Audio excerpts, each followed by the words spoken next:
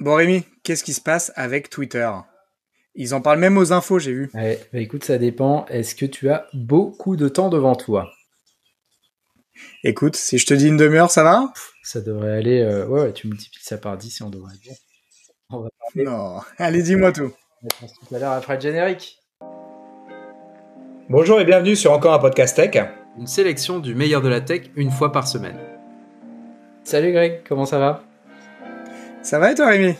Eh ben écoute, très bien, très bien. Ravi de être dans la tête de mes écouteurs, de nos auditeurs, avec ce beau temps qui est avec nous. C'est génial. Ça fait du bien. Exactement. Et puis, toujours de bons feedbacks sur nos épisodes, notamment sur LinkedIn où on les relaie maintenant de manière Mhm. systématique. Mais pas que, mais pas que. Donc, si ça vous plaît, vraiment, voilà, on le répétera jamais assez. Vous partagez, vous, vous nous laissez des commentaires, vous nous proposez des sujets, faites du feedback. On prend tout, ça nous aide beaucoup en tout cas. Et puis une petite note sur Apple Podcast, c'est canon si vous avez l'occasion de le faire, Une, ou sur une une autre petite app de note, podcast. combien d'étoiles déjà? Bah 5, il y a que 5 Ah oui, étoiles 5, quand même. 5, c'est ça, c'est ça, c'est ça. Très bien. Sinon, bon, sinon c'est pas la peine, enfin, vous fatiguez pas. Non, sinon c'est pas la peine. Sinon juste abonner quelqu'un qui saura mettre 5 Voilà, étoiles. Mais voilà. exactement. Ouais, Alors, bah écoute Rémi, il s'est passé des trucs de fou cette semaine. ouais, On a dû changer notre ordre du jour, un peu exactement, en urgence, une sorte de breaking news. exactement. C'est encore Et du une coup, folie d'Elon. c'est encore une folie d'Elon. Du coup, de quoi on parle en fait? Alors, vous en avez peut-être entendu parler, ou si vous en avez entendu parler, je ne sais pas. Vous avez bien de la chance de vivre coupé du monde comme ça. Bref, Et Elon vous êtes au bon Musk. endroit parce que vous allez tout savoir, surtout après Exactement. l'épisode. On est là pour tout récapituler, comme ça, d'ici une demi-heure ou 30 heures, je ne sais plus combien va durer cet épisode, vous serez au poil et demain matin à la machine à café, vous pourrez tout raconter sur Elon Musk et donc son achat de Twitter, le réseau social. Alors, est-ce que tu Donc pourrais ouais, faire ouais, un petit rappel, Greg, déjà d'où ça sort? Est-ce que c'est apparu de nulle part et ensuite, quelle a été la yes, chronologie bien des sûr. événements? Parce que forcément, qui dit Elon Musk dit forcément des hauts, des bas, des oui, des non, du suspense, Du du drama, drama, bien du sûr, bien sûr. n'importe quoi. Exact, surtout du Ouais, alors n'importe bah, quoi. je vais pas représenter qui est Elon Musk. Je pense que la plupart des gens savent de qui il s'agit. Bon, c'est entre autres le fondateur de Tesla et de SpaceX, hein, les fusées. Il a plein d'autres projets. Voilà, on va pas. Mais c'est surtout aujourd'hui, on parle beaucoup de lui aussi parce que c'est l'un des hommes les plus riches du monde. Je Le crois. deuxième, je crois, hein, derrière Jeff Bezos. Des fois, il est premier. Ça Ouais, en dépend fait, des il tire experts. là pour. Exactement. Donc c'est un peu les voilà les milliardaires de la tech. Et en fait, bon, Elon, il aime bien Twitter. Twitter, pareil, vous connaissez. On va pas également vous reparler de Twitter, le fameux réseau social qui est un peu vraiment celui voilà de la place publique, des échanges, de la conversation et des news. Et c'est là que vraiment voilà c'est vraiment le réseau social du direct. Twitter peut-être plus que les autres. Et en fait, il s'est passé un truc de fou en une vingtaine de jours, 3 semaines à peu près. Et donc l'idée, c'est vraiment déjà de vous raconter un peu en mode story quoi, ce qui s'est passé. Et c'est assez fou en fait. C'est assez fou. Là, on a une première partie de l'histoire qui est terminée. Et quand tu regardes un peu derrière, tu te dis mais c'était dingue en fait. Donc là, l'idée vraiment, on va prendre 5 minutes, on va vous expliquer tout ce qui s'est passé jour par jour et pourquoi c'est devenu fou quoi. Tout commence en fait, tout commence en vrai, le 24 mars. Mm. Le 24 mars, on apprend que, on n'apprend pas, on ne sait pas, le 24 mars, Elon Musk rachète énormément d'actions Twitter, de 70 millions, et donc ça représente 9% du capital de la société qui est présente en bourse. C'est quelque chose qui a son importance pour la suite. Et donc, il va racheter en fait 9%, devenant, et il dit à personne pour l'instant. Ça reste, c'est des tractations qui sont pas publiques. Et en fait, il va racheter l'équivalent de 9% de la valeur de la société. Et ça fait de lui le premier actionnaire de Twitter. Donc en fait, en loose day, il rachète une partie significative du réseau social. Ça en est le 25 mars, c'est là qu'il donne les ordres. Tout ça devait être préparé depuis quelques temps. Mais en tout cas, voilà, d'un coup, il rachète. Le 4 avril, boum, on est voilà, le monde de la tech est abasourdi parce qu'on apprend on apprend l'info en fait. On apprend qu'il l'a racheté du coup 9%, et qui devient du coup le premier actionnaire individuel de la société. Donc il a désormais, voilà, il a quand même son mot à dire sur ce que va devenir la société. On se demande pourquoi. Voilà, ça lève plein d'interrogations, mais connaissant Elon Musk, il n'y a rien qui est innocent ou gratuit. Et quand tu engages une telle somme, parce que ça représente quand même un investissement de plus de 3 milliards de dollars, c'est quand même pas rien, tu te dis qu'est-ce que le gars a derrière la tête.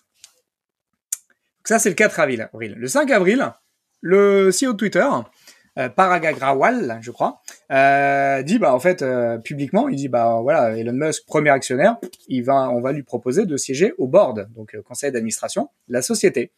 C'est plutôt classique, c'est plutôt c'est assez courant. Voilà, il a une part significative, il a des voix, et donc il a le droit au chapitre, il a le droit de siéger aux instances. Et donc c'est ce que lui propose le CEO de Twitter. Donc là on se dit ok, bon, normal, il va y aller quoi. Sauf que dans les jours qui suivent, Elon il part un peu en roue libre sur Twitter. Donc tout le monde sait à ce moment-là qu'il a acheté une partie de la société. Il possède une partie de la société, un dixième. Et il part un peu en roue libre sur Twitter. Il commence à faire des affirmations assez radicales quand même. Il commence à interroger les gens sur les fonctionnalités, sur le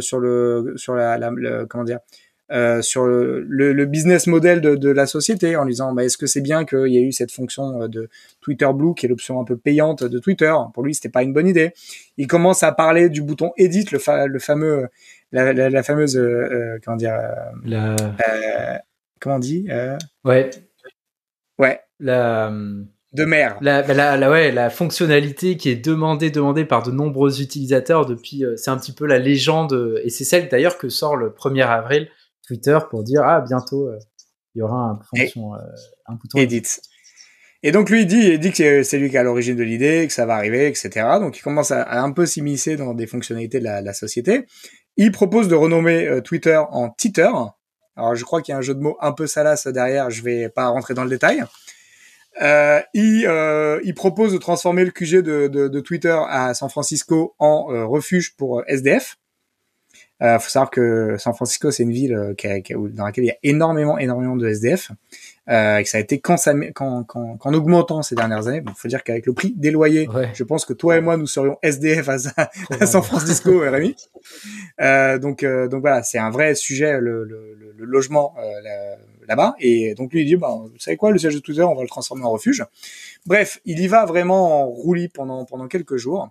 Et finalement, le 11 avril, il dit que finalement il veut plus, il refuse en fait le siège qu'on lui propose au board de Twitter.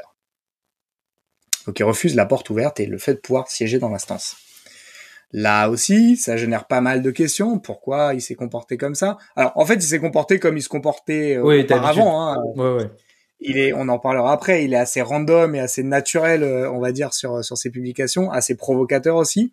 Mais là, ça relève une importance particulière quand il prend à partie la société pour laquelle il vient d'investir 3 milliards. Donc c'est plus du tout neutre, c'est plus du tout le même impact de faire la même action à ce moment-là, quoi.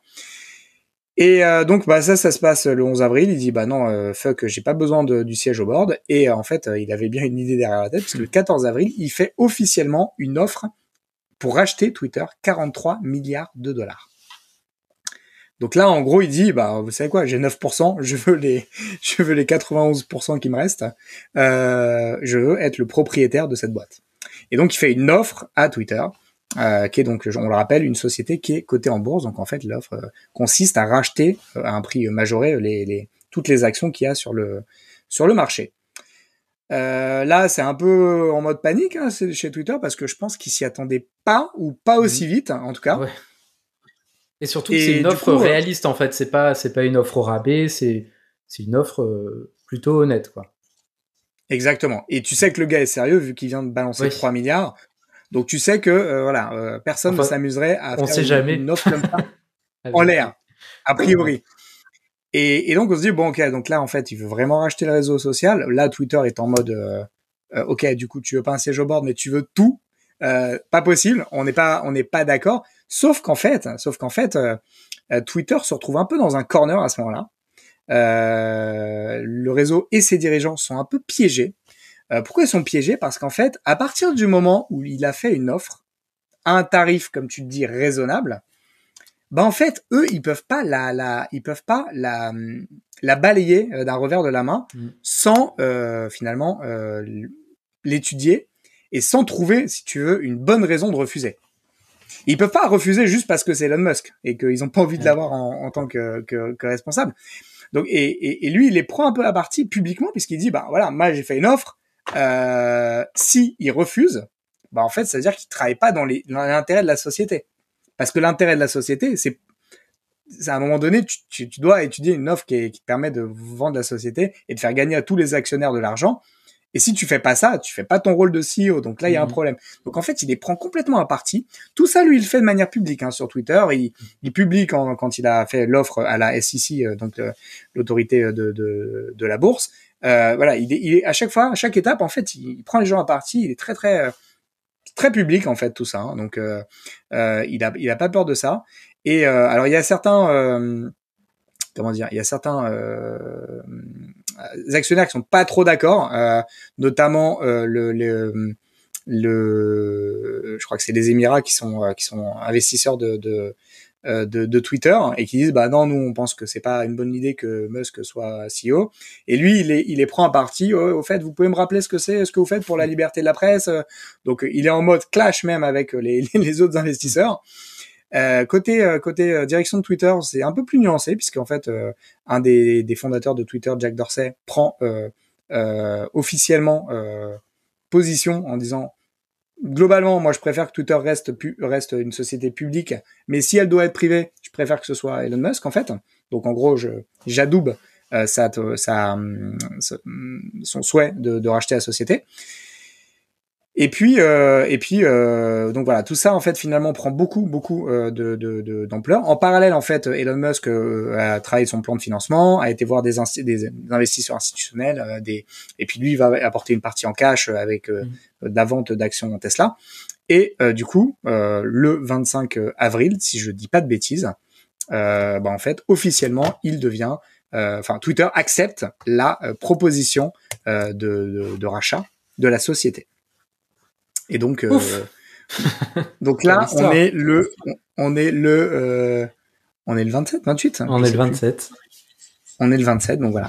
Donc là, en fait, ça c'est vraiment, il y a eu 6 semaines. On n'est pas à l'abri. On n'est pas à l'abri, donc le podcast sort le 28.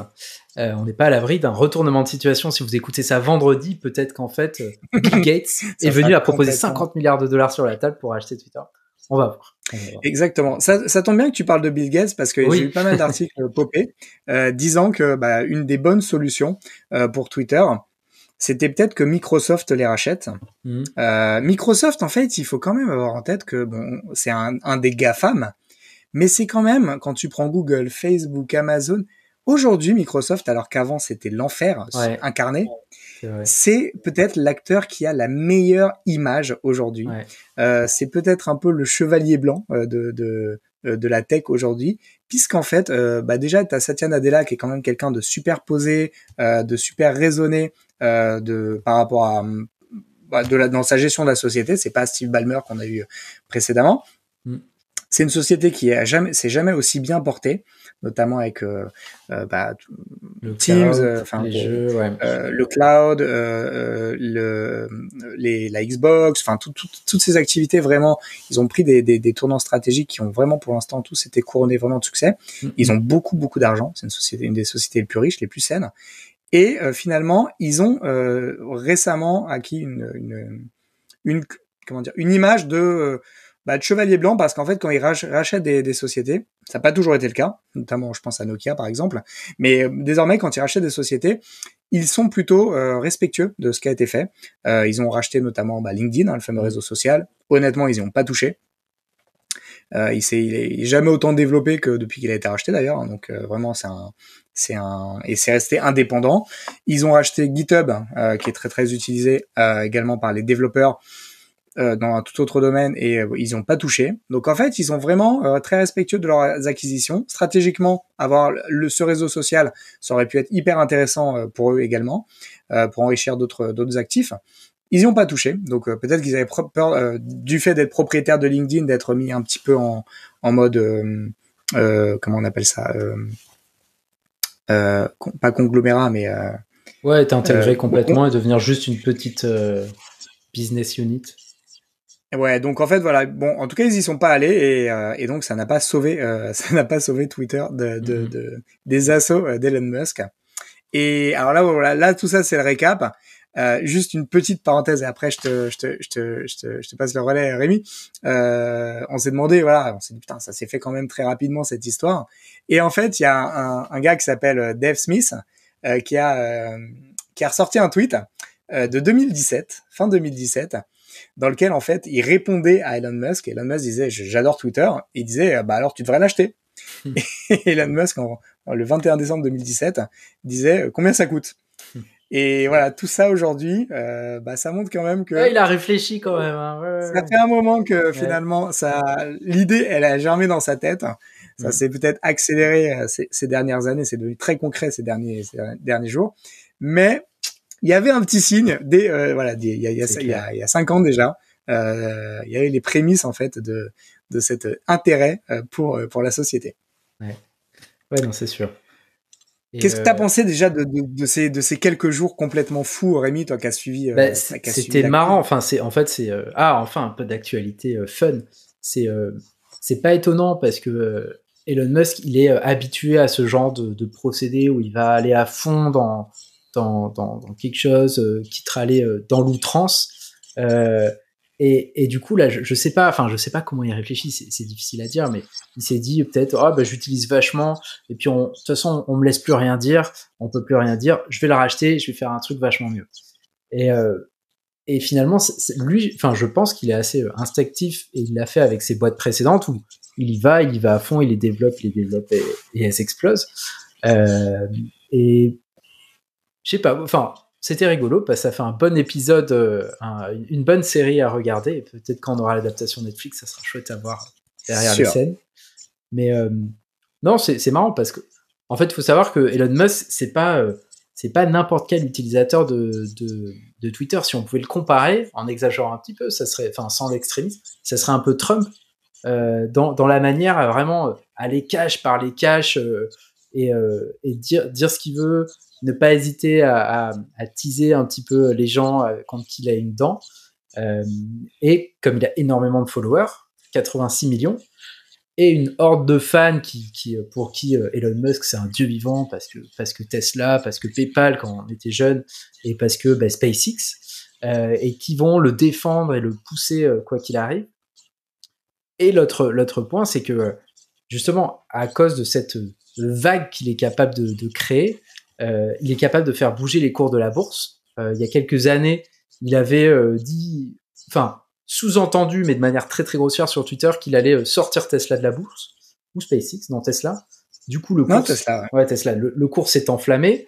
Donc forcément, la police de la bourse lui a dit, bah mec, c'est pas très très légal ce que tu fais là. Et pareil sur les cryptos, lui, il est fan de la crypto. Il l'avait pas fait au final, hein. Ce qu'il avait pas fait au final. C'est pour ça, il y a juste le cours qui a flambé. Et pareil sur les crypto-monnaies, il est fan de Dogecoin, dont le symbole est un chien, je me souviens plus de la race. Un Shiba, non? Un Shiba, exactement, un Shiba Inu.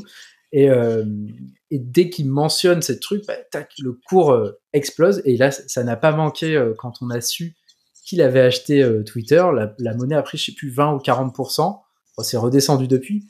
Mais il a ce pouvoir d'influence qui est énorme. Et du coup, qui fait que c'est que ça soit n'importe qui, Steve Ballmer qui rachète Satya Nadella via Microsoft qui rachète Twitter, pourquoi pas, ça va être propre, calme, etc. Elon Musk qui rachète Twitter, je pense qu'on va avoir des cascades, quoi. Ça va être chaud. Tu fais bien effectivement de rappeler que c'est pas du tout, c'est pas n'importe quel utilisateur. Ah ouais. C'est vraiment un power user, c'est-à-dire c'est quelqu'un, c'est son principal canal de communication. C'est là qu'il annonce tous ses lancements de produits et puis il tweete régulièrement, quotidiennement, plusieurs fois par jour.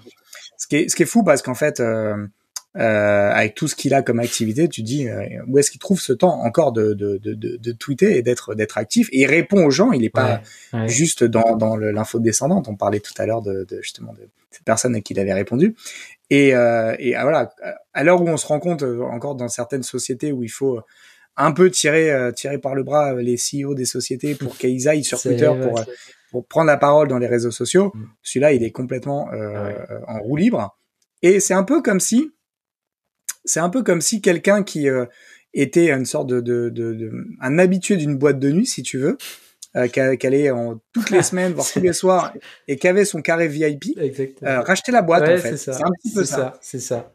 Parce que c'est le premier, c'est un vrai utilisateur, c'est un vrai, c'est quelqu'un qui voit, qui apprécie le truc et qui connaît sa valeur, et qui a des habitudes et un vrai usage de la chose, ce que n'aurait pas eu un Microsoft ou n'importe quelle société.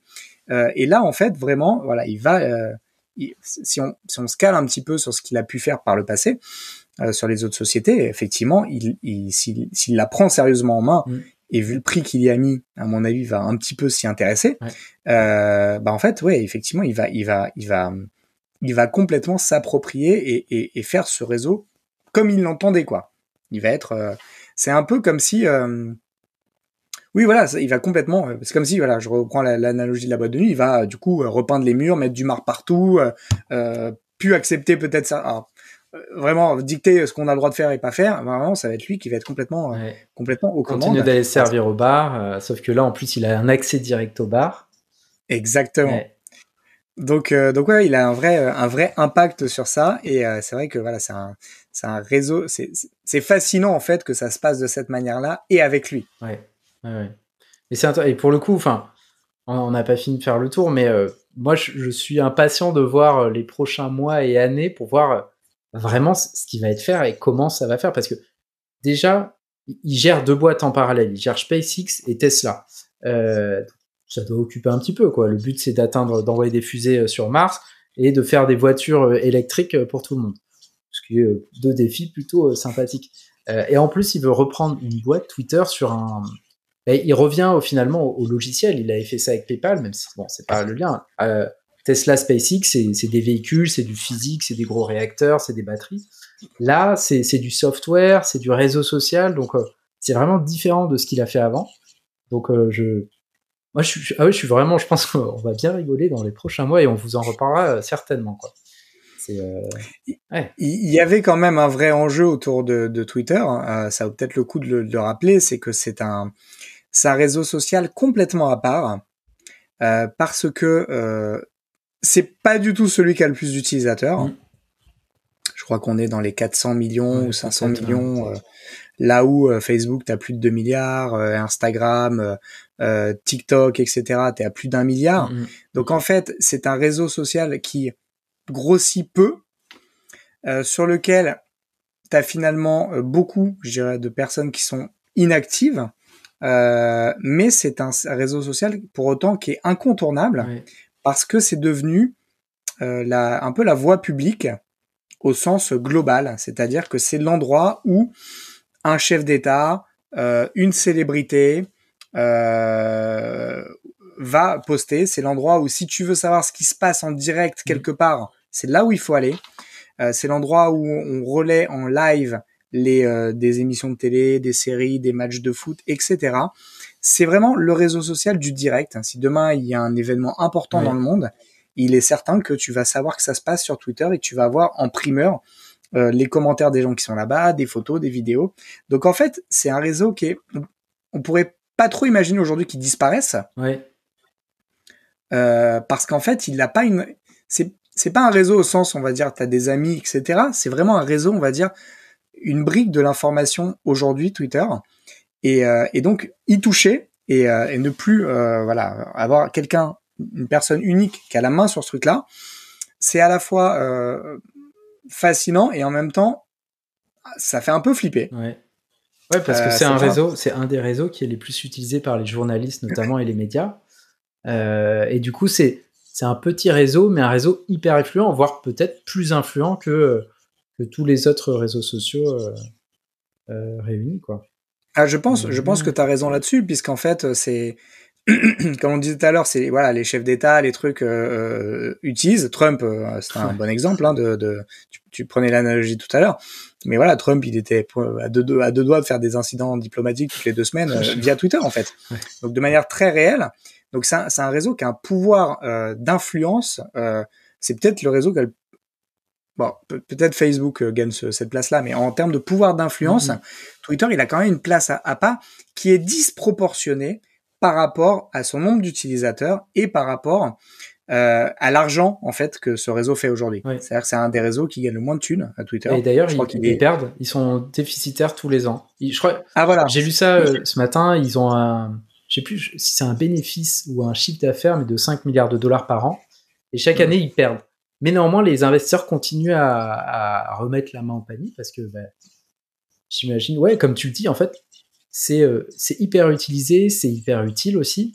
Et toutes les variantes qui ont essayé de sortir, il n'y en a jamais une qui a réussi à le surpasser, quoi. Moi, je pense à Mastodon, qui était, je sais pas si ça existe encore, une version décentralisée de Twitter. Donc, sur l'idée, c'est super, c'est génial. Et n'empêche que ça a jamais réussi à prendre son envol et l'influence de Twitter. Donc, c'est vrai que c'est difficile à remplacer.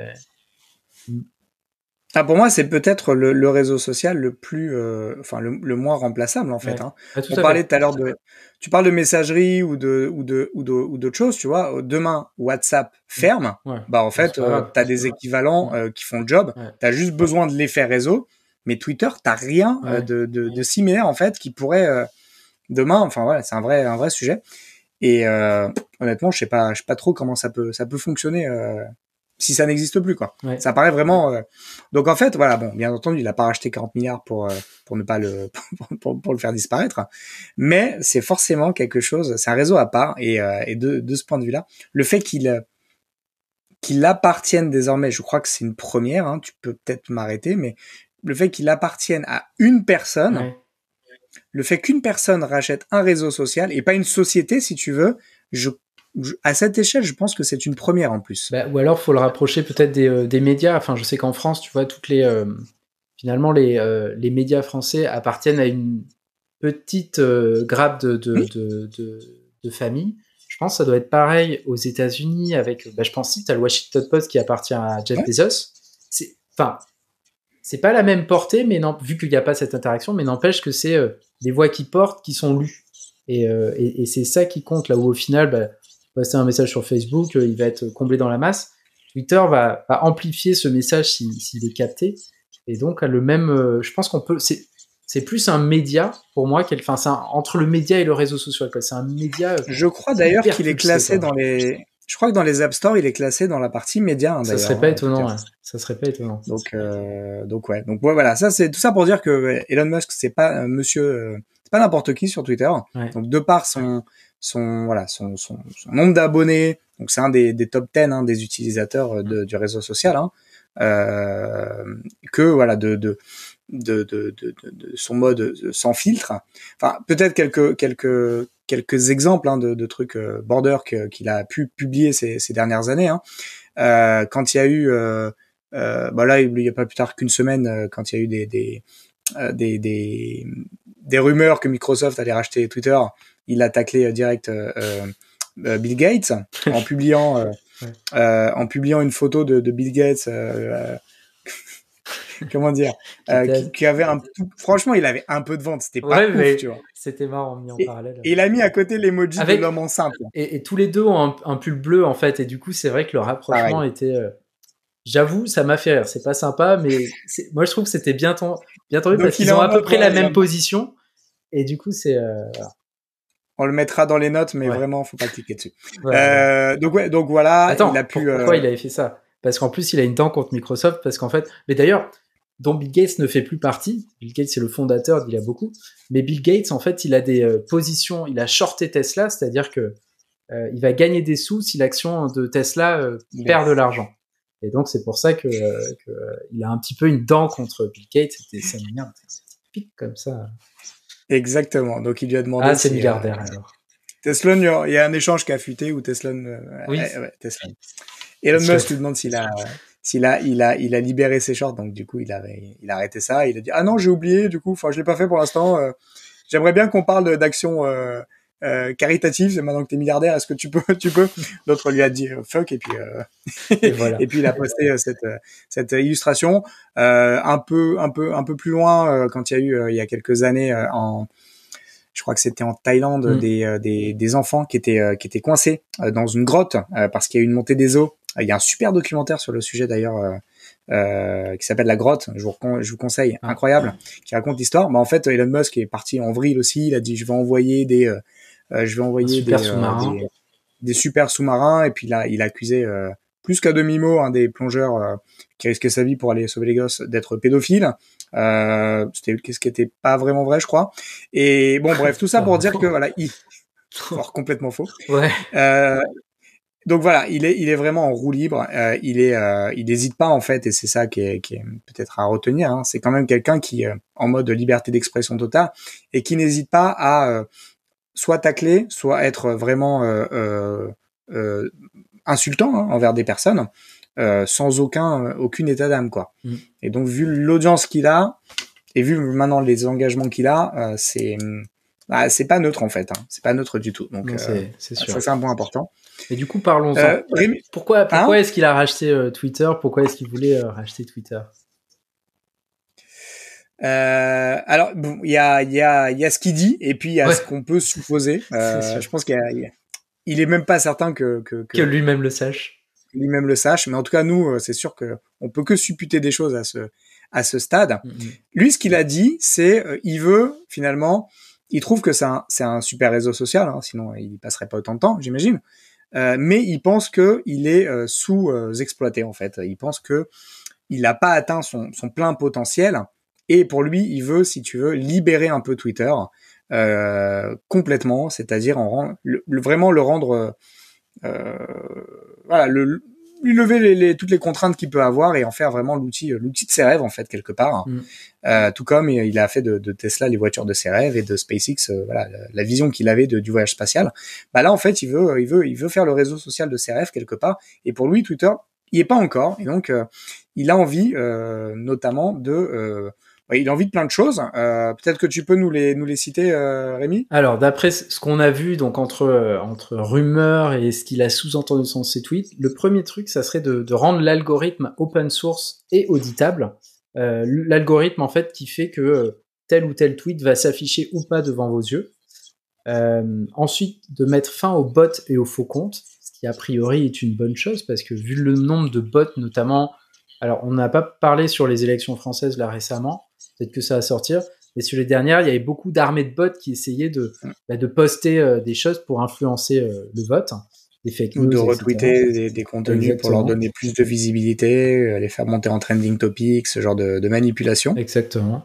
Ensuite, vérifier l'identité de chaque utilisateur. Et donc, c'est un petit peu lié à mettre fin aux bots et aux faux comptes.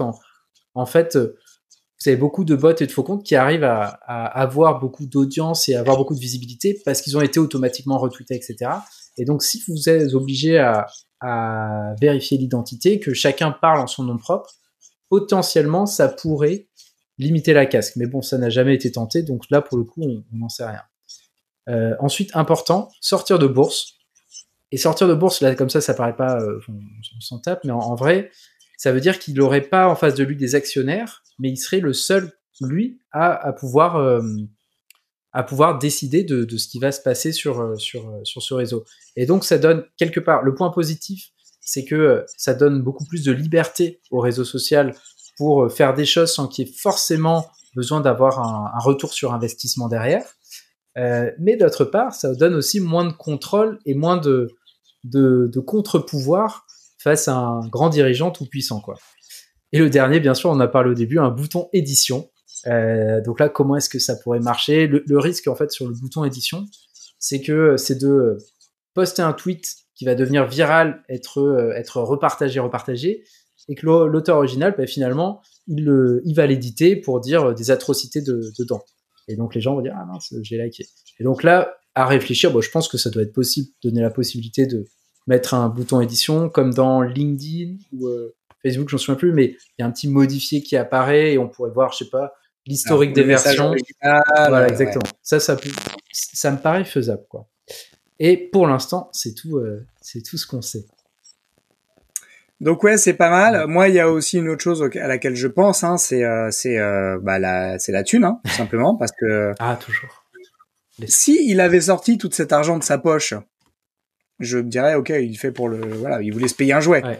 Sauf qu'il a réussi à embarquer quand même certains actionnaires, certains actionnaires et des investisseurs. Donc il a été quand même chercher de l'argent. Donc ça veut dire qu'il a été convaincre des gens que en mettant de l'argent dans ce rachat, ils allaient en tirer des plus-values. Ben, je sais pas.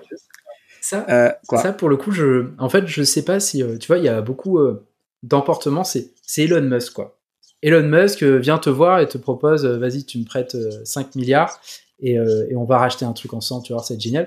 Je pense qu'il y a aussi un effet, et on l'a vu, en fait, c'est ces dernières années, l'argent, il tombe à foison sur des entreprises qui gagnent pas de sous. Et là, en plus, c'est Elon qui vient te parler de ton projet. Je pense qu'il y a pas mal d'investisseurs ou de gens qui ont des sous, qui ont accepté ça, pas forcément... pour le retour sur investissement, parce que je pense qu'il a zéro plan sur le retour sur investissement. Et donc, il pourrait juste avoir fait ça parce que, vas-y, c'est Elon, allez, bien sûr que je te donne mes sous. Vas-y, fonce. On veut en être. Et je sais pas, pour moi, ça me paraît... tu parlais de Joujou tout à l'heure. Je pense qu'on en est quand même pas loin de racheter parce que c'est une petite lubie et puis il passe beaucoup de son temps. Donc, allez, pourquoi pas, j'y vais pour rigoler, quoi. Écoute, espérons que t'as raison, parce que si ce que je pressens est le cas et qu'à un moment donné t'as des gens qui ont mis de l'argent dedans parce que ils veulent que ça gagne en valeur. Après voilà, Elon, tu l'as montré tout à l'heure, il est très fort pour être capable de faire monter la valeur de ces entreprises via des déclarations ou ce genre de choses. Donc tu pourrais très bien imaginer que ça suffise à rentabiliser l'investissement. Mais sinon, ça veut dire quand même que voilà, il va adresser le sujet de la monétisation, parce qu'en fait aujourd'hui t'as beau avoir des pubs pour Twitter, t'as pas trouvé de modèle économique qui tient la route, parce que t'as pas le même ciblage, tu peux pas faire le même ciblage que tu peux faire sur les outils de Facebook. T'as pas d'option payante qui soit pertinente comme ça peut être le cas sur les outils, sur LinkedIn par exemple. LinkedIn, l'essentiel de ses revenus, c'est pas la pub, hein. C'est pas, voilà, c'est vraiment le premium, c'est de faire payer les entreprises. La pub, c'est le dernier tiers, mais LinkedIn n'a pas besoin de ça aujourd'hui pour et ça manque un peu aujourd'hui à Twitter. Donc t'as pas vraiment de manière aujourd'hui en tout cas de monétiser cela. Si t'as Twitter Blue qui est sorti. Oui, mais pour l'instant c'est dans certains marchés. Mais peut-être c'est enclenché quoi. Il y a peut-être une évolution de ça. Ça peut être une piste. Donc voilà, tout ça, moi je sais pas trop où ça va. Mais en tout cas, clairement, on est là aussi. Je pense qu'il y a un potentiel de monétisation à débloquer aussi. Donc à suivre également là-dessus. Donc tout ça pour dire, il est très possible qu'on en reparle. On voulait en tout cas bousculer un peu notre planning de publication pour vous en parler pendant que c'était chaud. Et puis je pense qu'on aura l'occasion dans les mois qui viennent de refaire un petit update pour savoir ce qui s'est passé. Est-ce que mais c'est sûr, il va se passer un truc. C'est sûr. C'est Elon Musk. J'espère juste qu'il va attendre, tu vois, une semaine, 2 semaines que cet épisode soit déjà sorti, qu'on n'ait pas l'air. Exact. Les mecs, vous avez pas parlé de ça, pourquoi? Vous rigolez ou quoi? Qu'on soit pas obligé de faire 2 épisodes de suite. Exactement. Bon, écoute, on a fait le tour. Rémi, j'espère que, en tout cas, vous avez apprécié cette petite synthèse. On a essayé d'être pédagogue, de pas rentrer dans trop de détails techniques non plus, de partager aussi, nos avis personnels, nos impressions. Et puis, n'hésitez pas à nous dire ce que vous en pensez, et nous faire un petit message. N'hésitez pas. En tout cas, vous avez la possibilité de répondre, de laisser un commentaire, une impression directement via un lien qui est présent dans les notes de cet épisode. Donc n'hésitez pas, on est chaud bouillant. Tout à fait. Écoutez, merci beaucoup. Et sujet de la semaine prochaine, on fait celui qui était prévu, les hacks dans la crypto. A priori, ça sera la bonne cette fois-ci. Exact.